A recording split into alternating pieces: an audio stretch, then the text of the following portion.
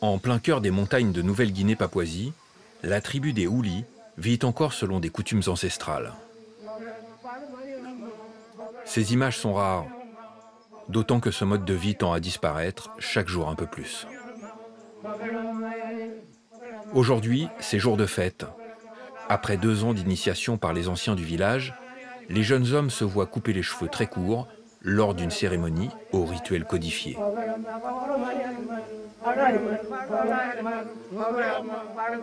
Sans leur coiffe, les jeunes adultes ont désormais le droit de se marier.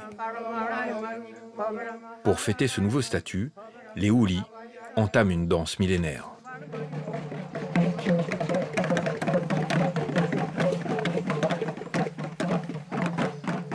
Pour le chef du village, cette tradition est en danger. Les jeunes portent des rastas, se coupent les cheveux n'importe comment. Le monde change et je ne peux pas prédire l'avenir. Nous faisons de notre mieux pour préserver notre culture, mais notre identité disparaît. Je ne sais pas où ça va aller. La crainte de ce chef Houli, l'exploitation intensive de la forêt du pays par des compagnies internationales.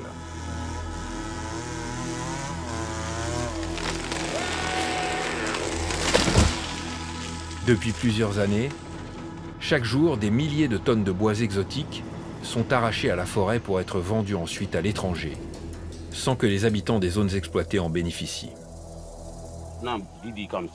Ils ont exploité toutes nos terres. Mais il n'y a pas eu de développement ici, rien du tout. Pas d'hôpitaux, pas de routes. Ces compagnies ont pris nos arbres, mais ils ne nous ont rien apporté. Ils ont tout détruit. Une forêt détruite, une forêt qui se réduit comme peau de chagrin, et avec elle, toutes les traditions ancestrales papoues. Symbole de cette destruction, ce navire chargé de milliers de troncs d'arbres en partance pour l'Europe. La Nouvelle-Guinée-Papouasie est entrée dans une nouvelle ère, pour le meilleur et pour le pire. Avant d'attirer les investisseurs du monde entier, la Nouvelle-Guinée au nord de l'Australie fut longtemps un bout du monde très isolé. La partie orientale de l'île devint membre du Commonwealth en 1918. Indépendante depuis 1975, c'est une monarchie parlementaire dont le chef de l'État est encore symboliquement Élisabeth II, reine d'Angleterre, ici en visite en 1977. Un peu moins grande que la France, c'est une terre de volcans, une terre principalement montagneuse, recouverte de forêts vierges à perte de vue. Des poumons verts qui abritent une faune et une flore d'une rare diversité. Un paradis pour les randonneurs venus du monde entier. L'écrasante majorité des 8 millions d'habitants du pays est papoue et vit encore dans les terres, principalement de l'agriculture. Fuyant la misère des campagnes, les jeunes ruraux sont de plus en plus nombreux à venir s'échouer en ville. Sans emploi, désœuvrés, ils viennent gonfler les rangs des gangs locaux. Résultat, l'année dernière, Port Moresby a été classé 2e des capitales les plus violentes au monde, derrière Caracas au Venezuela.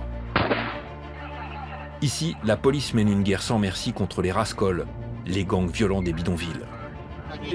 On ne rentre plus dans ce quartier. Jack est un de ces chefs rascols. On lui a tiré dessus 9 fois, il n'est jamais mort, donc on l'appelle bulletproof, à l'épreuve des balles. Lui et ses hommes font régner la terreur avec des armes qu'ils fabriquent eux-mêmes. Je peux en faire à 2 canons et 5 coups, 6 coups. Le pays ne compte plus les attaques violentes, les vols de voitures avec armes ou encore les braquages. Ils tirent sur les gens. Parfois, ils ont des couteaux et ils les poignardent. Si la Nouvelle-Guinée-Papouasie est aussi violente, c'est notamment parce que la richesse y est très mal répartie, alors que son sous-sol regorge d'or, de cuivre, de zinc, de pétrole et de gaz. Grâce à ces richesses, le pays connaît depuis 10 ans un boom immobilier inégalé et l'émergence d'une riche bourgeoisie. Parmi elles, certains cassent les codes et les clichés comme Jessie, gérante d'une boîte de nuit à succès. On ne vit pas tous dans des villages avec des huttes. On ne porte pas tous des vêtements traditionnels. Extrême richesse, extrême pauvreté, violence endémique et traditions ancestrales qui disparaissent. Enquête exclusive au paradis perdu de Nouvelle-Guinée-Papouasie.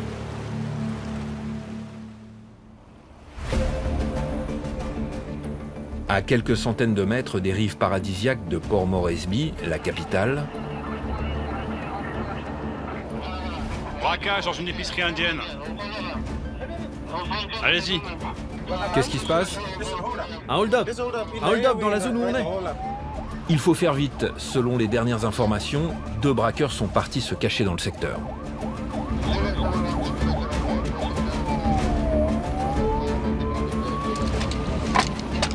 Nous entrons dans le bidonville où ils se seraient repliés. Les policiers connaissent bien le terrain. Ils sont où? Ils sont là-haut, au même endroit. Au même endroit? Oui, au même endroit où on est venu la dernière fois. Ok, on se sépare maintenant. Les policiers tentent de prendre à revers les voleurs. Vérifiez à l'intérieur. Le lieutenant David fouille les casemates de tôle une à une. Il n'y a personne ici. Après quelques minutes, son coéquipier finit par trouver un homme. Rien n'indique qu'il est impliqué dans le braquage, pourtant les policiers l'arrêtent sans ménagement. Ne bouge pas. Laissez-moi partir. Ici, pas de présomption d'innocence ni de respect basique du suspect. Il est maintenu au sol à coups de rangers. Il était où? Juste là, à l'intérieur. En guise de menottes, les policiers utilisent une laisse pour chien. On l'emmène. On va l'interroger pour qu'il nous donne les autres. Il connaît les autres. C'est un gang. Il sait où ils habitent et où ils emmènent l'argent.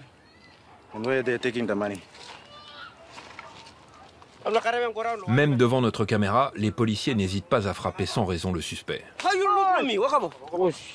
Parfois, enfin souvent, la police de Papouasie tire sur les gens. S'il avait continué à courir, je lui aurais tiré dans la jambe. À terre! Baisse-toi! Baisse-toi tout de suite! On a réussi à en attraper un. C'est une bonne chose. On est content. Face contre terre! Tu ne t'assieds pas! Reste comme ça! Les policiers veulent identifier formellement l'homme arrêté. À leur arrivée à l'épicerie qui s'est fait braquer, le gérant est sur ses gardes. Les attaques de commerce par des policiers corrompus sont légion ici. Viens me voir, on doit parler. On n'a pas trop envie d'ouvrir. On ne va pas vous voler. L'un de vous doit venir identifier l'homme qu'on a arrêté. Un employé finit par sortir. Il va être confronté au suspect. Je me tenais là. Ils ont sorti leurs armes. Très proche de la scène, son témoignage va s'avérer capital. Mais surprise. Non, c'est pas lui, c'est pas lui. Ce n'est pas lui. Non. L'employé est formel, le suspect interpellé et violenté est innocent. Malaise, silence gêné, les policiers veulent malgré tout vérifier que l'homme qu'ils ont arrêté est vraiment hors de cause. Ils demandent à visionner les images de vidéosurveillance. Tu vas voir. Il y en a un qui va sortir un couteau et l'autre une arme à feu.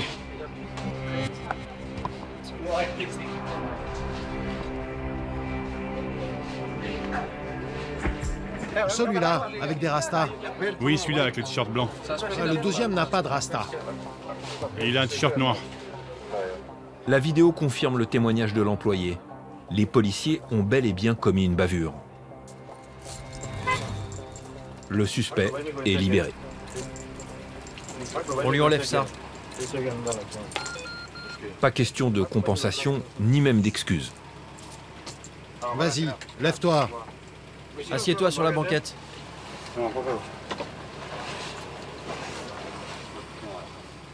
Le suspect n'obtiendra qu'un peu d'eau pour rincer sa bouche ensanglantée. Quant au vrai braqueur, il court toujours. Ces voleurs armés qui font régner la terreur, nous avons pu exceptionnellement en rencontrer dans ce bidonville sur pilotis. À l'origine, Anoa Bada est un ancien village de pêcheurs. Avec l'exode rural massif de ces dernières années, il a grossi jusqu'à atteindre 15 000 habitants. Abandonné de tous, le quartier s'enfonce chaque jour un peu plus dans la misère et la violence. Une zone de non-droit où la police ne rentre plus depuis 2 ans déjà. C'est la base arrière de Jack, l'un des plus importants chefs mafieux. Après plusieurs semaines de contacts répétés, il a finalement accepté de nous parler sans détour. Si on monte un coup, il faut d'abord voler une voiture pour le faire. On dit à un jeune d'en trouver une. Il fait un carjacking. On l'amène ici, dans un endroit sûr. On change les plaques. On prépare le matériel, comme les armes et tout ça. On discute du plan, où et comment l'exécuter. Le coup part d'ici, on le fait et on revient ici. Avec son look de bon père de famille, il peut sembler inoffensif, mais il ne faut pas s'y fier. Son pédigré est étoffé. Premier braquage d'un automobiliste à 16 ans, puis les attaques vont s'enchaîner. Dans le campement pourrissent un peu partout les voitures volées qui ont servi au braquage de Jack et ses hommes. Ce jour-là, le chef du gang a une affaire à régler. Une de ses spécialités, moins risquée que les attaques à main armée, le vol de voitures de luxe. On va essayer de voler un Toyota Land Cruiser, 5 portes. Le propriétaire le gare à la marina. Il vit sur un yacht. Il dort dedans. Le matin, il part au travail.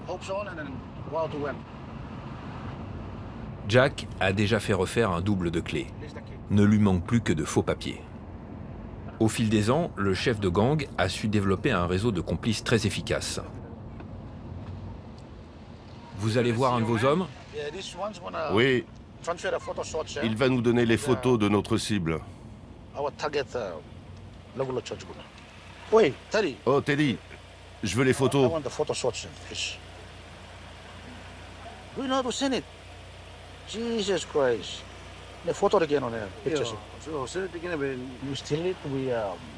On la vole et on la met dans un garage sûr. Quand l'acheteur est OK, on utilise notre réseau dans les compagnies d'assurance pour refaire les papiers. Il change les papiers, ça a un coût, mais après le véhicule lui appartient. Combien vous pouvez la vendre? On peut la vendre pour, si c'est une vente rapide, 14 000 €, parce qu'elle est d'occasion. C'est assez sûr, et le risque de se faire tirer dessus est de 0.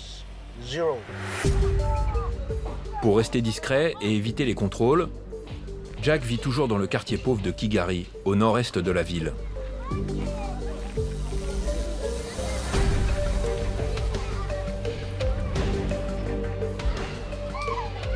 Là, c'est ma maison.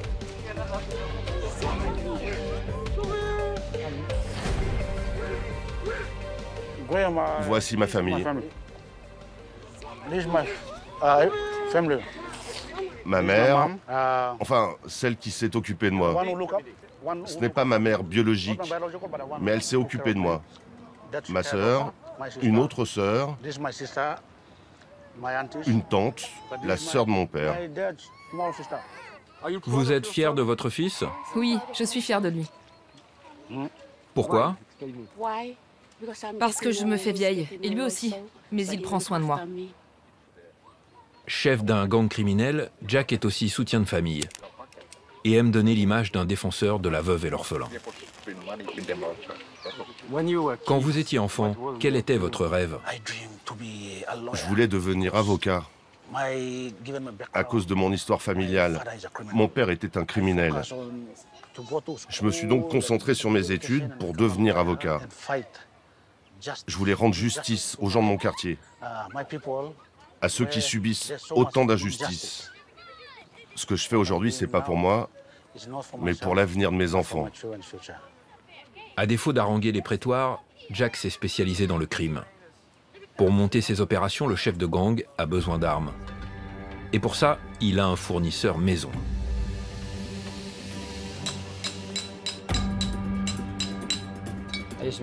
J'utilise un morceau de tube en acier. Je vais l'assembler et tu vas voir. Cet armurier, que nous appellerons John, exerce ses talents depuis 28 ans. C'est la première fois que le gang de Jack accepte qu'il soit filmé. Il ne travaille que pour les rascols. Quand les gars cherchent une arme, ils viennent et je leur fournis. Ils font des hold-up, des cambriolages, des vols de voitures. John fabrique en moyenne une arme par mois. Si ses outils et sa technique sont pour le moins rudimentaires, une certitude, le produit fini est très efficace. Ces armes tuent parfois des policiers? Oui, oui.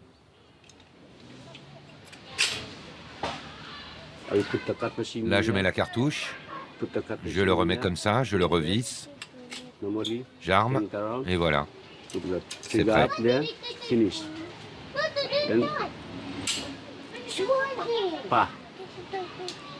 Vous mettez quoi comme munitions dedans? Des cartouches de chasse. Et comment vous les trouvez?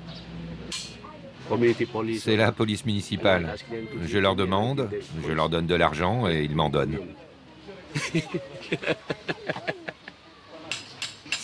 C'est dangereux parfois? Ça peut exploser? Non, ça marche, normalement. Combien de temps il faut pour en fabriquer une? Environ 1 heure, c'est tout. Je peux en faire à 2 canons et 5 coups, 6 coups. Je peux le faire. Pour moi, c'est très simple. Je n'en fabrique pas beaucoup, c'est dangereux. Les acheteurs viennent les prendre et c'est tout. Je ne fabrique qu'à la demande.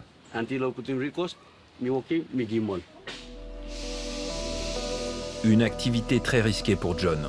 Si la police l'arrête, il encourt 10 ans de prison. Combien coûte une arme comme celle-là? Celle-là vaut 260 €. Un prix élevé car se procurer des armes ici est particulièrement difficile.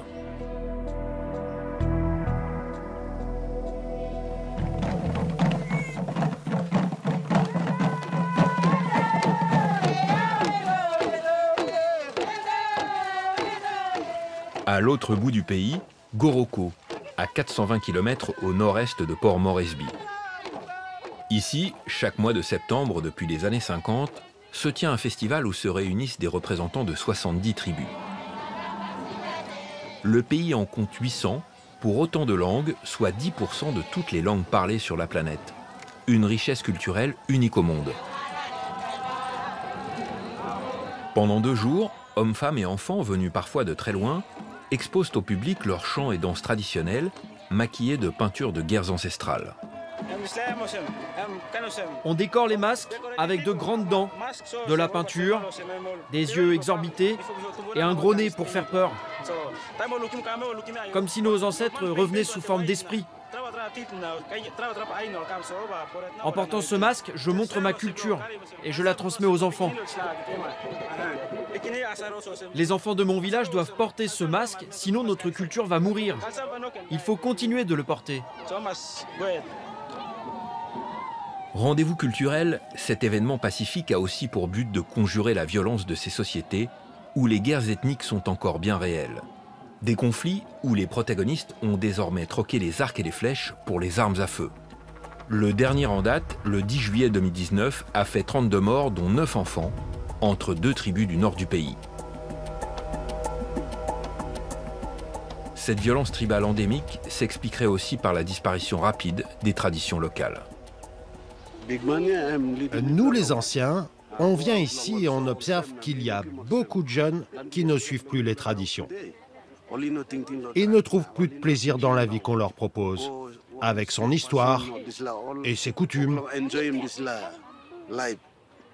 Si les enfants ne font rien, alors ils vont se mettre à voler, à traîner dehors. Et ce ne sont pas de bonnes habitudes. Donc on les incite à garder nos traditions, à venir ici, à danser et à gagner un peu d'argent. Depuis quelques années, le festival est devenu un moyen de subsistance pour ces tribus. Conservatoire des traditions, c'est aussi désormais un rendez-vous artificiel pour touristes fortunés en mal d'exotisme.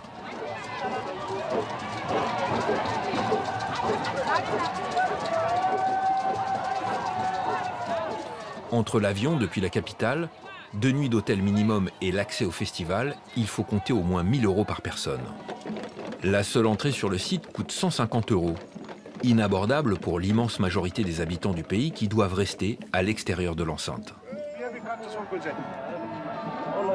Là, pour rentrer en même temps que les groupes, c'est trop cher. C'est pas bien qu'on reste dehors, alors que les touristes sont à l'intérieur.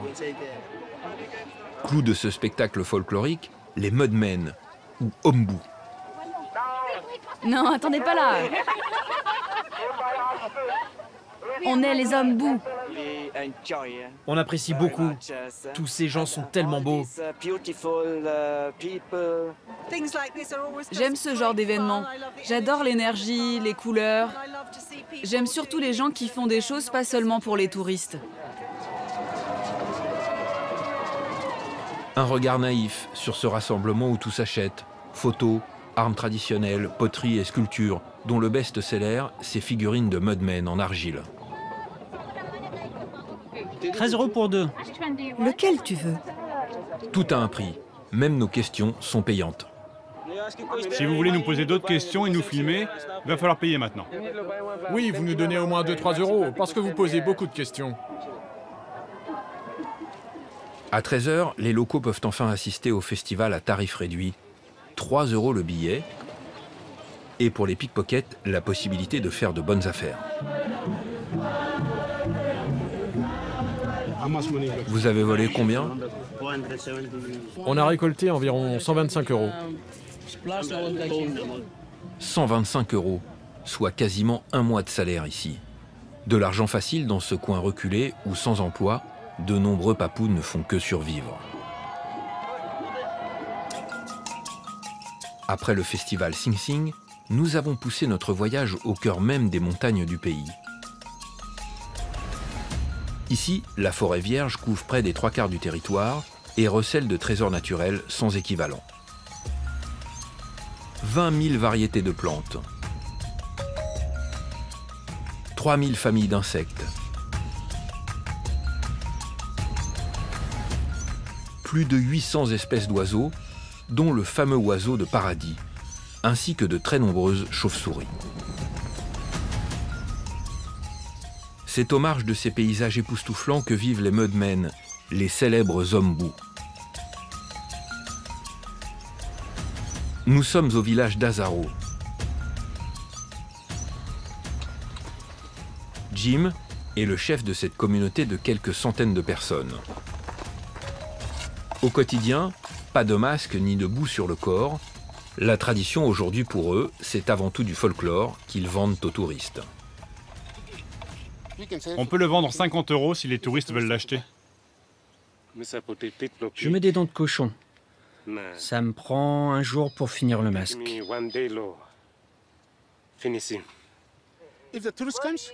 Quand les touristes viennent, on danse pour eux et on gagne de l'argent.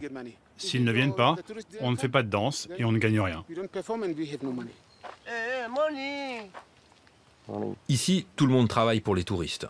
Sans pension de retraite, les seniors, eux aussi, tentent de gagner quelques euros. Hormis ces maigres revenus, les Mudmen ne survivent que grâce à la terre. Au village, on plante toujours des patates douces car un sac vaut entre 13 et 18 €. Vous voyez là, il y a une patate douce. Mais elle n'est pas encore prête. Une culture rentable, dont le surplus sera vendu au marché de Goroka. Pas de quoi permettre aux parents d'envoyer leurs enfants à l'école ou de s'acheter des biens de consommation courante. Comme la majorité des villages papous, Azaro n'est pas relié à l'électricité ni à l'eau potable. Pour joindre les deux bouts, le village a développé une autre activité, une activité illégale. Un peu à l'écart, Jim nous emmène vers cette petite case. Ici, on fabrique de l'alcool. Ces bananes sont mûres et ces citrons aussi. En charge de la fabrication, Eric nous explique sa méthode. En bas, c'est pas assez chaud, donc je mets le seau sur le toit. Il fait beaucoup plus chaud en hauteur et l'eau s'évapore. Un système D ultra artisanal. Tu vois, c'est ce jus-là que je vais chauffer ensuite. Artisanal mais très efficace. Avec son alambic fait maison, Eric réussit à obtenir un alcool extrêmement fort, entre 60 et 70 degrés. Parfois, les gens peuvent devenir violents à cause de ça. Oui, ils se battent. Certains même mettent le feu à leur maison. Cet alcool, ça rend fou. Certains tuent leurs femmes ou leurs enfants.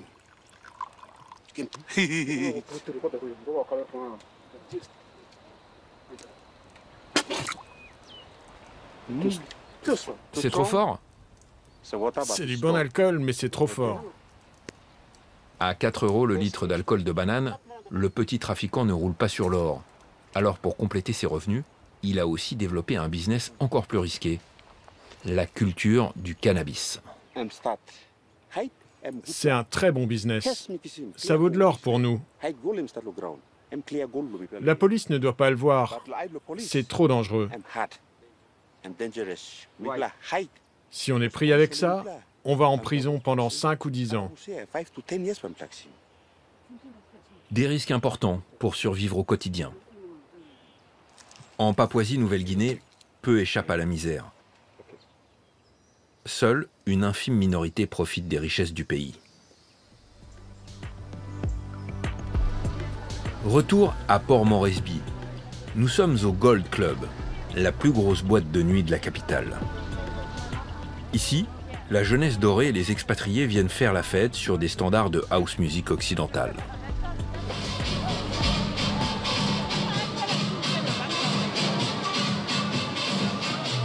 Sur le dance floor, des femmes. Aux platines, encore des femmes. Et pour gérer le tout, Jackie, la manager, très fière de son établissement. C'est l'endroit où il faut être. On peut croiser tout le monde.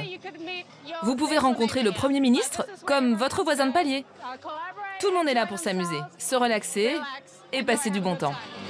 Tout le monde peut s'amuser? Tout le monde, enfin pas vraiment. À 7 € l'entrée et 4 € le demi de bière, le Gold Club est réservé à l'élite du pays. Gardé par de nombreux agents de sécurité, l'établissement est un îlot de tranquillité, loin de la violence qui gangrène la capitale. On est heureux de pouvoir montrer une autre image de la Papouasie aux étrangers. On ne vit pas tous dans des villages avec des huttes. On ne porte pas tous des vêtements traditionnels avec le visage peint. À l'étage du dessous, Jackie nous montre la poule aux œufs d'or du club, les machines à sous. Hey Jackie, comment ça va? Très bien, merci. Ça fait plaisir de te voir. Ce sont mes clients réguliers. Ils aiment venir ici et passer un beau moment. C'est comme Las Vegas. C'est comme Las Vegas. Mais ici, on connaît les gens. Jackie soigne ses habitués, et pour cause. Grâce à une cinquantaine de machines, chaque soir, le Gold Club engrange des milliers d'euros. Salut les gars, bonne chance avec les machines.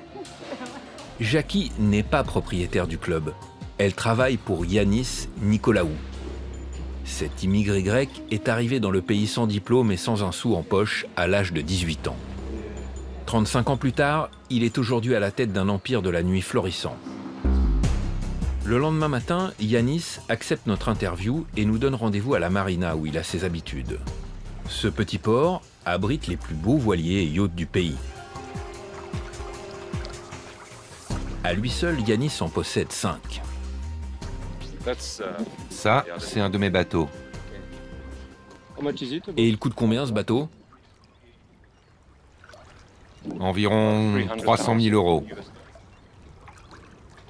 Un autre de ces bateaux, celui qui sert à emmener en balade ses clients les plus fortunés.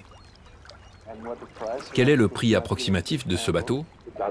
Pour ce bateau, ça doit être 1,2 million.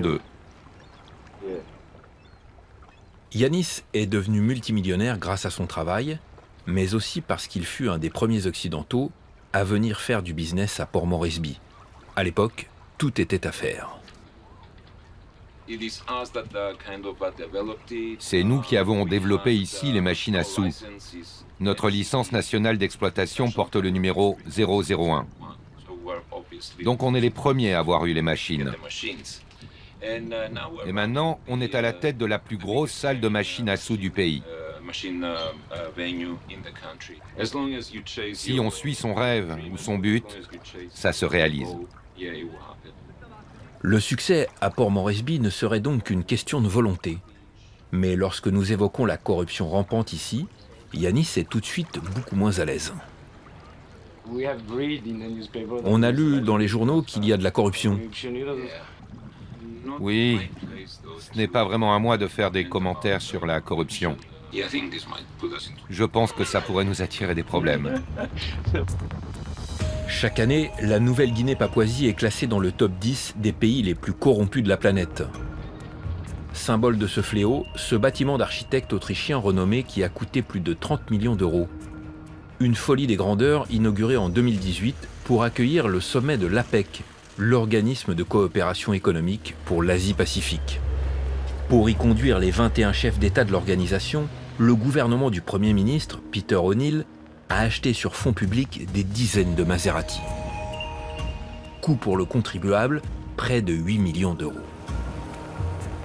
Aujourd'hui, le bâtiment est vide. Quant aux voitures de luxe, plus personne ne les a vues depuis cet événement. Après enquête, nous finissons par apprendre qu'elles dormiraient dans ces hangars non loin. À notre arrivée, le garde nous confirme leur présence derrière ces grilles. Elles sont où les Maserati? À l'intérieur du bâtiment. Si on vous donne 25 ou 50 euros pour les voir? On va voir. Ironie de l'histoire, c'est en le corrompant, lui et son collègue, que nous allons pouvoir filmer discrètement ces voitures. 80 euros et on ne reste que 5 minutes. Ok, passez par la porte principale. À l'intérieur, 40 Maserati flambant neuves à 200 000 euros l'unité. 40 bolides qui prennent la poussière depuis plus d'1 an. L'achat de ces voitures a fait scandale dans ce pays rongé par la misère. Mais rien n'a changé. Non seulement le ministre responsable de cet achat n'a pas été inquiété, mais il est même resté en place. S'il avait été condamné, ce ministre serait sans doute passé par la plus grande prison du pays. Le centre pénitentiaire de Bomana, à quelques kilomètres de la capitale. Ceux qui portent un uniforme doivent venir au poste de sécurité. Quand vous entendrez votre nom, rendez-vous au poste de sécurité. Sous ces baraques de tôle rouillée, violeurs, meurtriers ou rascol-braqueurs cohabitent sans distinction de crime. Ici, l'administration sépare uniquement les condamnés de ceux qui attendent leur procès, comme cet homme, présent derrière ces grilles depuis 1 an déjà. Meurtre. Pour meurtre? Ouais. Dans cette prison, on manque de tout. Manque de moyens, manque de personnel, seuls 4 surveillants non armés pour 600 détenus. On travaille comme ça, sans armes. On utilise la parole et notre cerveau pour les calmer. Et comment faites-vous pour les contenir sans armes? Il y a une alarme là. Quand on ne peut plus contenir un groupe, on appelle du renfort. Avec l'alarme, le renfort arrive et nous soutient dans notre travail. Mais les renforts, ces 4 gardes, n'y font que rarement appel. Anciennement prison la plus dangereuse du pays, Bomana a vu sa situation s'améliorer depuis 5 ans. Pour s'acheter la paix, la nouvelle direction a demandé aux prisonniers eux-mêmes de gérer leur sécurité. En échange, ils ont obtenu plus de liberté à l'intérieur du site. Un donnant-donnant qui semble marcher. C'est un de nos chefs ici. Chaque baraquement a son chef de la sécurité. Dans celui-ci, le boss, c'est Joe, 45 ans. J'ai grandi en prison. Depuis l'âge de 11-12 ans, j'ai fait des séjours ici. Différents séjours pour différents crimes. Vol à main armée, braquage et même meurtre pour le dernier en date. Condamné à 25 ans de prison, Joe va encore rester ici jusqu'en 2025. Son quotidien, cette baraque dortoir au confort très rudimentaire. Ici, c'est mon espace. C'est mon coin. C'est là que je dors. Je n'ai pas de couverture pour dormir. Quand le climat est vraiment très chaud, la planche est brûlante. Quand le climat change, le vent entre et ça me rafraîchit. Mais quand il fait trop chaud, je dors par terre, sur le ciment. Vous êtes combien dans ce bâtiment? Ce bâtiment, il est prévu pour 42 personnes. Mais parfois, c'est surpeuplé. Ça peut monter à 53, 56. Ici, les prisonniers n'ont pas de matelas pour dormir, pas de télévision, pas de téléphone, sauf pour certains privilégiés comme Joe. Vous avez un téléphone portable? Oui, j'en ai un. On peut le voir? Oui. Regardez. Donc c'est possible? C'est possible. Avec un peu d'argent, un peu de corruption, les prisonniers arrivent parfois à améliorer leurs conditions de détention. Mais gare à ceux qui se font prendre à ce petit jeu. Derrière ce rideau de fer, le mitard. Dans ce tout petit espace, les détenus passent entre quelques semaines et quelques mois sans aucune possibilité de sortir. Regardez comme c'est ici. Il n'y a même pas d'eau courante. Ces hommes sont tous là pour la même raison. Ils ont enfreint une des règles de la prison. L'incident est arrivé à cause de l'alcool. À l'intérieur de la prison, il y a de l'alcool? Oui. Et comment vous arrivez à trouver de l'alcool, des téléphones, enfin toutes ces choses? C'est une bonne question. C'est un peu confidentiel. Vous voyez ce que je veux dire? Le détenu est prudent. Un gardien se tient juste dans notre dos. C'est facile de payer les gardiens? Oui. Ils prennent l'argent et vous le donnent?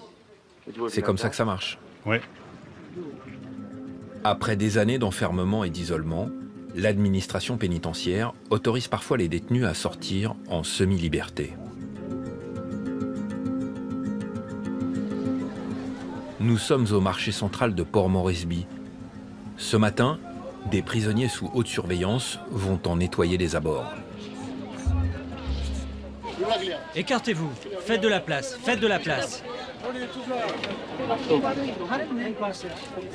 Tous les prisonniers ne participent pas à ces travaux d'intérêt généraux. Condition requise, être méritant, mais aussi être en fin de peine.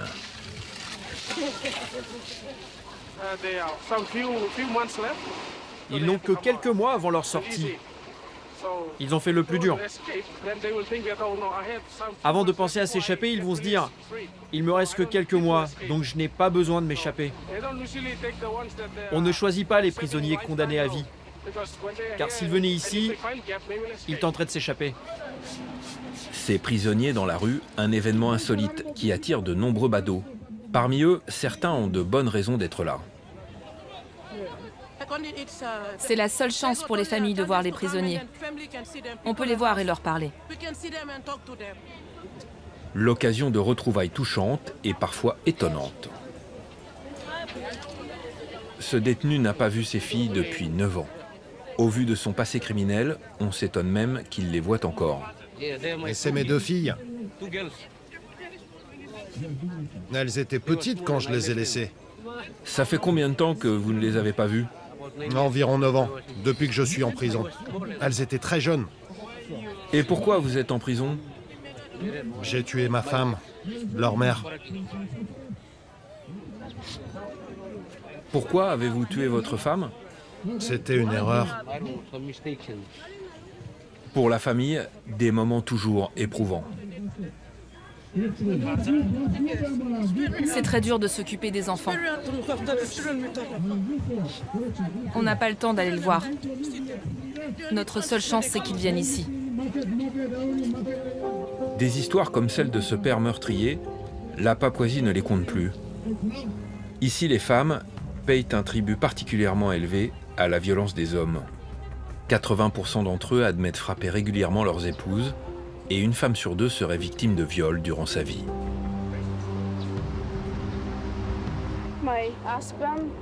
Mon mari était jaloux. Il a pris une pierre et m'a frappé la jambe. Après, il est sorti. Il est devenu fou. Il a pris cette barre en fer. Il est venu et il a essayé de me taper. J'ai crié et j'ai été me mettre à l'abri derrière ma mère. Lydia, 20 ans, se rend cet après-midi à l'Armée du Salut, un des rares centres d'accueil pour femmes violentées du pays. Elle vient y chercher une aide médicale, mais aussi et surtout un refuge. Ça vous fait mal? Oui, j'ai mal. Il l'a frappé dans le dos aussi, avec la barre en fer. Tu as l'impression que ton os est cassé ou pas? Je ne sais pas. Bon, demain, on va s'occuper de toi à la clinique. Aujourd'hui, c'est mercredi. Ils doivent fermer, là. Tu penses que tu vas pouvoir dormir une nuit ici? Ça va aller? Oui, ça va aller. Quand vous retournez chez vous, vous ne dites rien à personne. Vous ne dites surtout pas où elle est. Non, on ne dira rien. Vous avez des amis qui ont déjà été battus par leur mari? Ça arrive souvent? Oui, c'est fréquent. Cette nuit, Lydia et sa petite fille seront enfin en sécurité. Le lendemain, après avoir reçu des soins, la jeune femme a le courage d'aller porter plainte au commissariat de son quartier. Ici, les cas comme ceux de Lydia sont très fréquents. Cette femme, avec son enfant, a elle aussi été battue le matin même.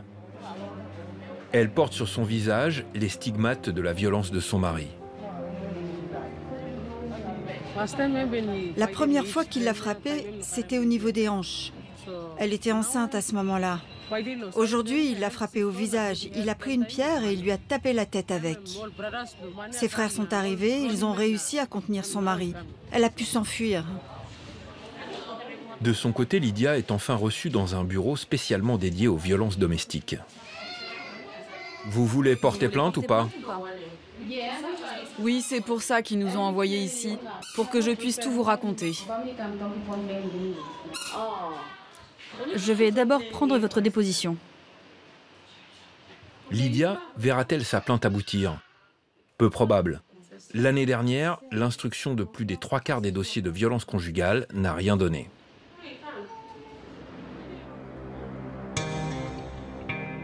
Retour en centre-ville.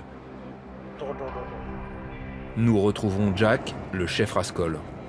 Il veut nous faire la démonstration que tout peut s'acheter ici. Surtout les policiers.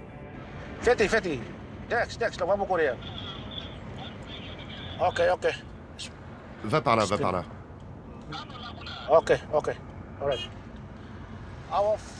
Un de nos amis vient de se faire arrêter à un barrage routier car il n'a pas son permis. Vous allez voir la corruption. On va leur donner de l'argent et ils vont le relâcher.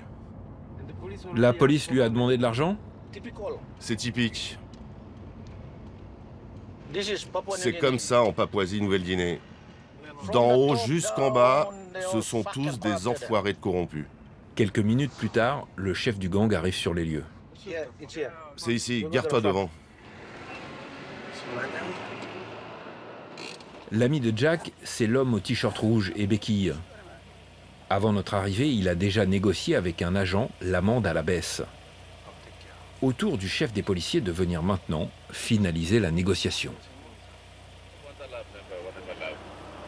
Bon, combien mon collègue vous a demandé? 50 €. C'est ta dernière chance. Normalement, vous devriez payer l'amende la plus élevée. Là, il vous demande 50 €. J'ai le sentiment que ce n'est rien. Oui, je sais, votre collègue m'a dit que c'était la loi. Oui, normalement, il devrait te demander 80 € en plus. Le policier les laisserait partir contre 50 €. Un pot de vin qui représente tout de même un tiers du SMIC local. Jack donne les billets à son ami. Le deal va pouvoir se conclure. Alors, qu'est-ce qui se passe? Ils ont dit que c'était bon. Ils demandaient 130 € et on a fait baisser à 50 €. On a négocié. Cette corruption chez les policiers est monnaie courante en Papouasie-Nouvelle-Guinée. Elle s'apparente même à du racket. Port Moresby est quadrillé de checkpoints où la moindre infraction fait l'objet d'une négociation pour remplir les poches des fonctionnaires. Des policiers au parcours et à la proximité avec les voyous, parfois très étonnants. Ce sont des officiers de la police municipale.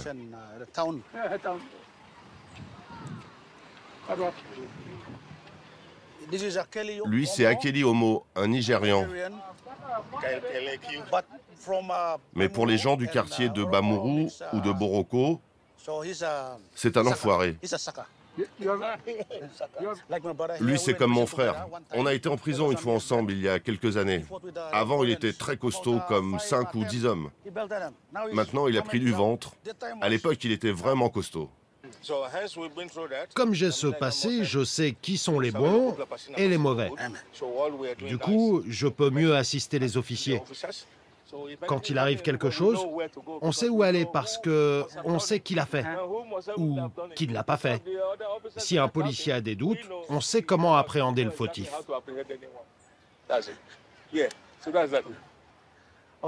Ok les gars, je vais me balader. Salut. Salut. Ces policiers sont à la botte du chef Rascol. Jack ne s'attarde pas. Parfois, vous avez des informations par la police? Oui, j'ai des contacts, mais ils ne sont pas là. Oui, ils me donnent des informations, ce que je veux savoir. Parfois, ils nous aident même en nous donnant des armes. Ils vous donnent des armes? Oui, ces enfoirés sont en bas de l'échelle. Mes gars sont plus gradés qu'eux. Avec l'aide ou non de la police, pour monter ses coups, le chef de gang réunit souvent ses associés loin des regards.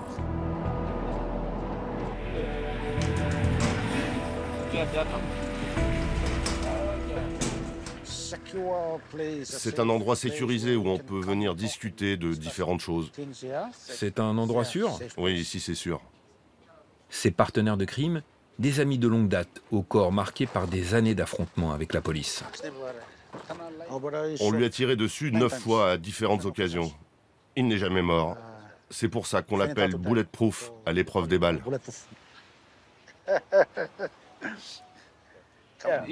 J'en ai pris une première fois là, une deuxième là au M16, dans le bras, dans l'estomac. On faisait un cambriolage avec des amis. Un policier m'a tiré dessus et moi j'en ai tué 3. Ils ont tiré là, la balle est toujours là. Et vous ne voulez pas l'enlever? C'est risqué. Il pourrait couper un nerf ou quelque chose et je me retrouverais paralysé. Et donc vous la gardez? Oui. Il garde la balle. Et vous? Moi j'en ai reçu une dans les fesses. Et elle est ressortie par ma bite. Je pensais vraiment que ma bite serait perdue. Hein. Mais par chance, quand j'ai regardé en bas, tout allait bien. Face à la police toujours plus répressive, Jack monte aujourd'hui ses coups avec ses anciens rivaux. Désormais, les tontons flingueurs partagent tout, jusqu'au BT. Très prisée ici, cette plante se mâche pour ses vertus euphorisantes. Particularité, elle teint les dents en rouge. Maintenant, on s'unit. Toi, tu te charges de voler les voitures Lui, il trouve une arme ou plusieurs. On trouve un endroit discret, on s'organise, et bam, quand c'est le bon moment, on le fait. Et tout ce qu'on a, 4 000, 5 000, 6 000 euros, on se le partage. Maintenant, quand je vois les jeunes arriver, tu fais ceci, tu fais ça, et tu ne l'ouvres pas. Le code, ce que nous appelons le code du silence. Si on réalise une opération avec succès, et que suite à son enquête, la police arrête l'un de nous, tu dois rester muet. T'as pas intérêt à donner ni son nom, ni mon nom. Non. Si tu parles et que tu donnes des informations, quand il ira en prison, ce bâtard se fera défoncer.